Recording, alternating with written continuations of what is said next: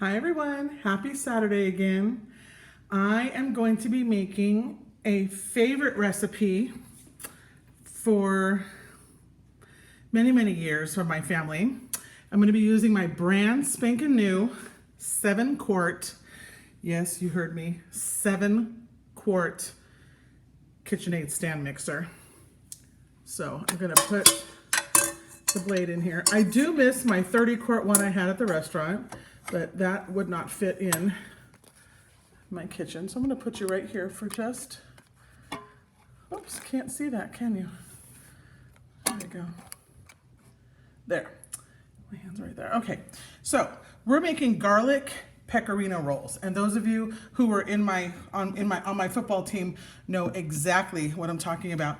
And we're going to start by making a sponge. And what a sponge is 1 cup of warm water. You see that going in there? Okay. And 3/4 of a tablespoon of yeast.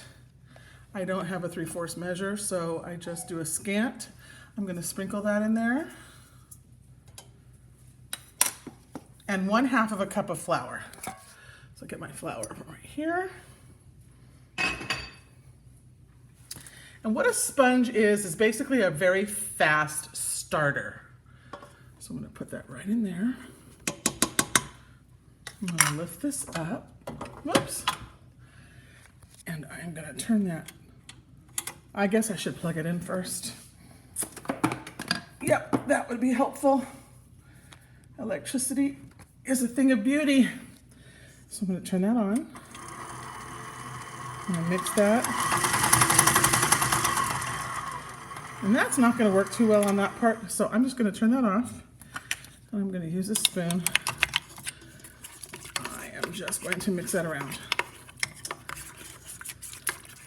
I'm just going to let it hang out for 20 minutes.